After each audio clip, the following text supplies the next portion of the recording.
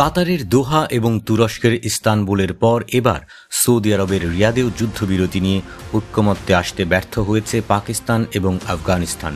ফলে উপমহাদেশের দুই মুসলিম রাষ্ট্র পাকিস্তান ও আফগানিস্তানের মধ্যে আবারও রক্তক্ষয়ী সংঘর্ষের আশঙ্কা দেখা দিয়েছে। বুধবার সংবাদ সংস্থা রয়টার্স জানায়, পাকিস্তান ও আফগানিস্তানের মধ্যকার যুদ্ধবিরতির চুক্তি নিয়ে সৌদি আরবে দুই পক্ষের বৈঠক হয়। তবে এই দুই দেশের সীমান্তের সংঘাত নিয়ে আলোচনায় কোনো অগ্রগতি হয়নি। গত অক্টোবর মাসে আফগানিস্তান এবং পাকিস্তানের সীমান্ত অঞ্চলে রক্তক্ষয়ী সংঘর্ষের ঘটনা এই দুই প্রতিবেশী মুসলিম রাষ্ট্রের মধ্যকার দীর্ঘদিনের শত্রুতাকে আবারও সামনে এনেছে। কাতারের দোহা, তুরস্কের ইস্তানবুল এবং সর্বশেষ সৌদি আরবের রিয়াদে যুদ্ধবিরতি আলোচনা ব্যর্থ হওয়ার পরপরই নতুন করে উত্তেজনা বাড়ছে।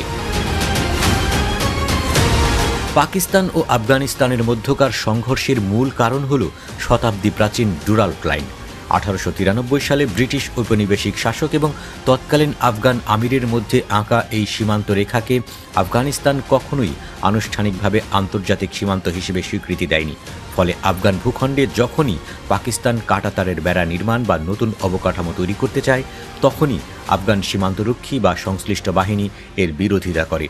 অক্টোবরের সংঘর্ষের পেছনেও সীমান্ত এলাকায় পাকিস্তানের বেড়া নির্মাণের প্রচেষ্টাকে কেন্দ্র করে সৃষ্ট উত্তেজনা অনেকটাই দায়ী।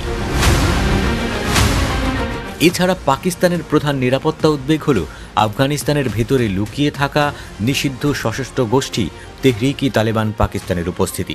পাকিস্তানের অভিযোগ, টিটিপি আফগান ভূখণ্ড ব্যবহার করে পাকিস্তানের ভেতরে মাঝে মাঝেই হামলা চালিয়ে পরিস্থিতি অশান্ত করে তোলে। যদিও টিটিপি যোদ্ধাদের আশ্রয় দেওয়ার অভিযোগ অস্বীকার করে আসছে আফগান তালেবান সরকার, কিন্তু এরপরেও টিটিপি যোদ্ধাদের মদত দেওয়ায় তালিবান সরকারের উপর ক্ষুব্ধ ইসলামাবাদ। আর তাই পাকিস্তান অনেক সময় আফগানিস্তানের সীমান্ত এলাকায় হামলা চালিয়ে টিটিপি যোদ্ধাদের আস্তানা ধ্বংসের চেষ্টা করে। বিষয়টিকে নিজেদের সার্বভৌমত্ব লঙ্ঘন হিসেবে দেখে আফগানিস্তান। এর প্রতিশোধ নিতেই আফগানিস্তান পাল্টা হামলা চালালে শুরু হয় তুমুল সংঘাত।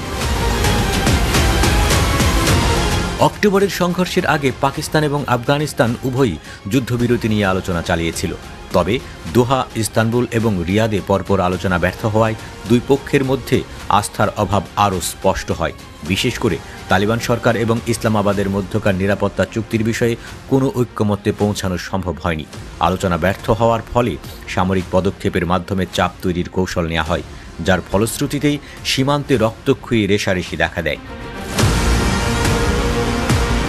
রিয়াদে দুই পক্ষের শান্তি আলোচনা ভেস্তে যাওয়ায় নতুন করে আফগানিস্তান ও পাকিস্তান সীমান্তে আবারও দুর্যোগের কালো মেঘ জমতে শুরু করেছে বলে মনে করছেন সমর বিশেষজ্ঞরা।